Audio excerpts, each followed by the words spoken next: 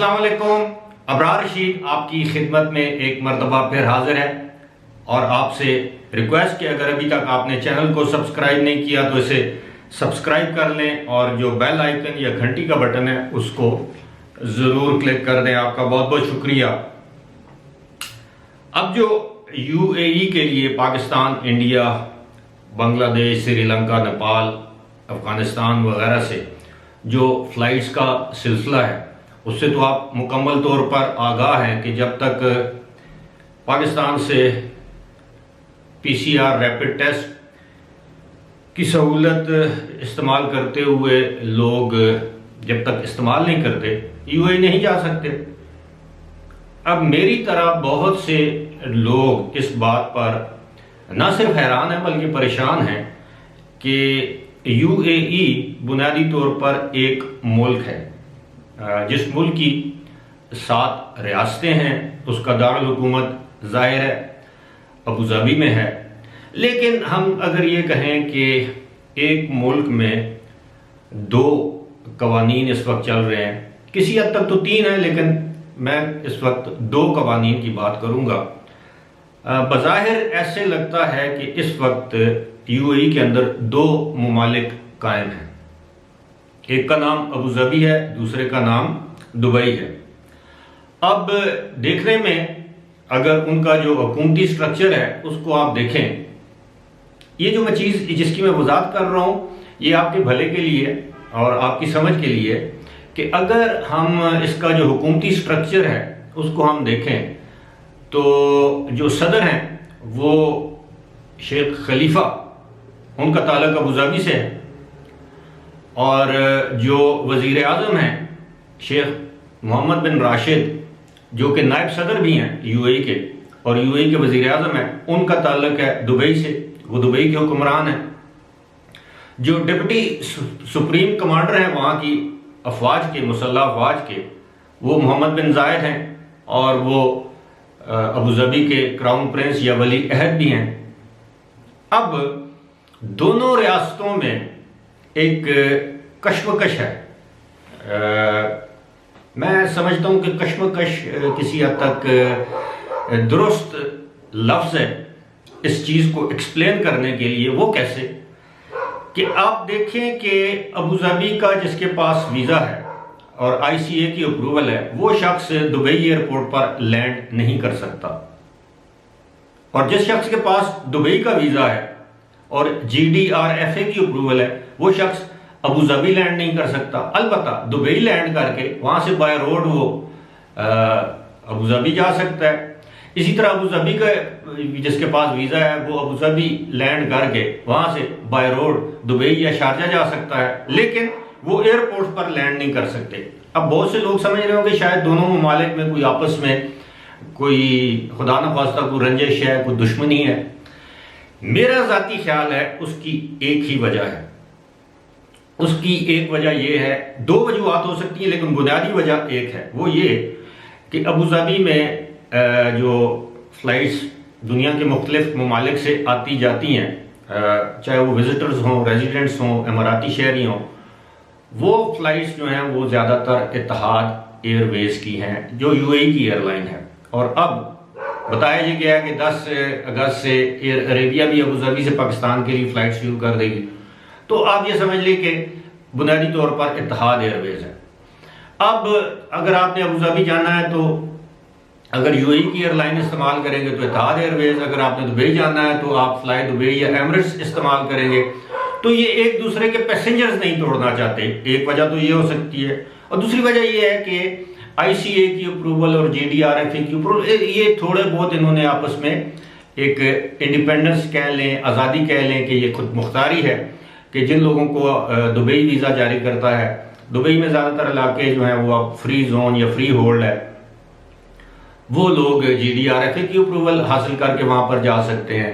और कदरे दुबई के कवानीन नरम हैं अबू धाबी के निस्बत, क्योंकि अबू धाबी में अब भी क्वारंटीन के कवानीन लागू हैं। अगर आपके पास बेशक डबल वैक्सीनेशन हो, बेशक आप वहाँ के रेजिडेंट हों, बेशक आप PCR टेस्ट, रैपिड टेस्ट करवा कर जाएं, लेकिन उसके बावजूद आपको 10 दिन तक अबू धाबी अगर आप लैंड करते हैं तो 10 दिन तक आपको अपने घर में क्वारंटीन में रहना पड़ेगा।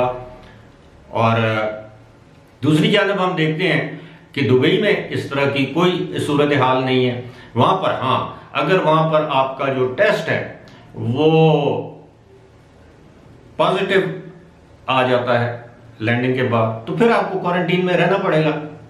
बहुत से लोगों ने ये सवाल भी किया है, इसकी जानब भी मैं आता हूँ कि जनाब अब तो वहाँ पे आपसे एक डिक्लेरेशन भी साइन करवाते हैं कि खुदा न खास्ता अगर आप वहाँ पर गए तो आपको कोरोना हो गया तो उसकी जो जिम्मेदारी है वो आप मतलब उसके अखराजात आप बर्दाश्त करेंगे। अब उसके लिए जो लोग तो वहाँ पर परमानेंट रेजिडेंट हैं, जिनकी नौकरियाँ हैं, जाहिर है उनकी तो कंपनी की इंश्योरेंस इसको कवर करेगी। अगर नहीं है तो आप एयरलाइन से इंश्योरेंस खरीद सकते हैं। एमिरेट्स तो वैसे भी टूरिस्ट को देती है इंश्योरेंस, कोविड के अंडर जो है वो सारी कवर होती है इंश्योरेंस। और दूसरी बात यह है कि पाकिस्तान से तकरीबन 2700-2800 रुपये में या 3000 रुपये में आपको कम्प्रीहेंसिव इंश्योरेंस मिल जाती है कि आप मखसूस अरसे के लिए अगर आप बीमार हो जाते हैं जाते साथ ही, तो वो 14 दिन के लिए आपको होटल में क्वारंटीन, अच्छे होटल में कोई 460 दरम के करीब वो उसका किराया जो है वो होटल का वो देंगे। इसके अलावा आपकी कोविड पर जो अखराजात उठेंगे वो आपकी एयरलाइन अदा करेगी। इंश्योरेंस कंपनियां 50,000 यूरो तक, ये काफ़ी ज़्यादा अमाउंट बनती है, 50,000 यूरो तक जो है वो इंश्योरेंस कंपनियां जो है वो आपको कवर प्रोवाइड करती हैं हेल्थ के हवाले से। अब ये सारी सूरत हाल बयान करने का मकसद ये है कि इसके अलावा एक रियासत शारजा भी है। मैं समझता हूँ कि इस वक्त सबसे नरम कवानीन गैर मुल्कियों के लिए, तारकीन वतन के लिए जो अगर कोई हैं तो वो शारजा की हुकूमत के हैं। ना वो ज़्यादा तशहीर चाहते हैं, ना वो ज़्यादा ललित कल्लों में जाते हैं। वो चुप करके वहाँ की हुकूमत, वहाँ के जो हुक्मरान हैं डॉक्टर सुल्तान वो कासमी, वो बड़े ज़बरदस्त हुक्मरान हैं। वो खामोशी से अपना काम किए जा रहे हैं। शारजा में सब अच्छा, कभी आपने शोर गुगा ववेला नहीं सुना होगा, ना सुना होगा कि शारजा की हुकूमत ने गैर मुल्कियों को परेशान किया है, कभी एक शर्त पर कभी दूसरी शर्त पर। वो जो एक फैसला करते हैं, ब्लैंकेट फैसला होता है जिसका इतलाक सब पर होता है। जब वो उस फैसले को वापस लेते हैं तो वो सब के लिए होता है। अभी जैसे देख लें कि शारजा में उनको पता है कि पाकिस्तानियों को मुश्किलात का सामना करना पड़ेगा, इंडियंस को मुश्किलात का सामना करना पड़ेगा। उन्होंने PCR रैपिड टेस्ट की शर्त को नरम करके एंटीजन रैपिड टेस्ट कर दिया, जो कि फौरी तौर पर एयरपोर्ट पर हो सकता है, लेकिन PCR रैपिड टेस्ट जो है फिलहाल मुमकिन नहीं है। अब ये जो सारा मामला मैंने आपके सामने रखा है, अब आप देखिए कि किस तरह ये एक मुल्क में 2 या 3 कवानीन चल रहे हैं। दुबई का कानून और है, अबू धाबी का कानून और है, और शारजा का कानून बिल्कुल मुख्तलिफ है। ये ऐसे ही है कि पंजाब के एयरपोर्ट पर लैंड करने वालों के लिए और कानून हो, कराची के किसी एयरपोर्ट पर, सिंध के किसी एयरपोर्ट पर लैंड करने वालों का कानून कोई और हो, इस्लामाबाद का कानून और हो, पेशावर का और कोयटा का और। यही सूरत हाल है। देख लें कि वहाँ पर भी जनरल सिविल एविएशन अथॉरिटी है, जो कि पूरे UAE की सिविल एविएशन अथॉरिटी है। इस तरह पाकिस्तान में पाकिस्तान सिविल एविएशन अथॉरिटी है, ये civil aviation authority of Pakistan है। अब उसके कवानीन तमाम एयरपोर्ट पर यकसा तौर पर लागू होते हैं, लेकिन UAE में ऐसा नहीं है।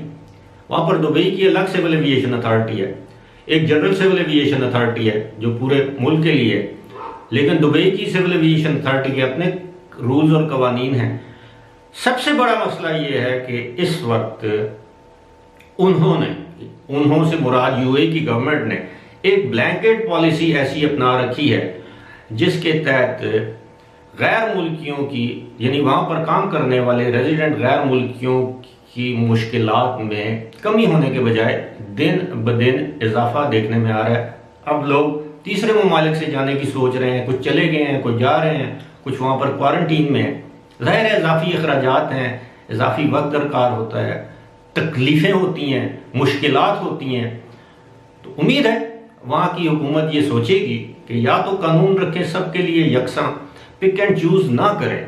दुनिया के बहुत से ममालिक ऐसे हैं जहाँ पर कोविड-19 की सिचुएशन इंतहाई ख़राब है, लेकिन वो ममालिक जो हैं वो ग्रीन लिस्ट पर हैं, वो ममालिक जो हैं वो, जैसे अमेरिका में भी सूरत हाल ठीक नहीं है, इसी तरह इसराइल में सूरत हाल इतनी ठीक नहीं है, और यूरोपियन ममालिक में, लेकिन वो ग्रीन लिस्ट पे हैं या एम्बर लिस्ट में हैं, उनको आने जाने में कोई प्रॉब्लम नहीं है। लेकिन हम पाकिस्तानी, इंडियन, बांग्लादेशी, अफगानी, श्रीलंकन, नेपाली, इनके लिए एक अलग से कानून बनाकर इन लोगों को तकलीफें दी जा रही हैं। उम्मीद है उनकी ये तकलीफें जल्द ही दूर हो जाएंगी। फिलहाल इसी के साथ मुझे दीजिए इजाजत। खुदा हाफिज।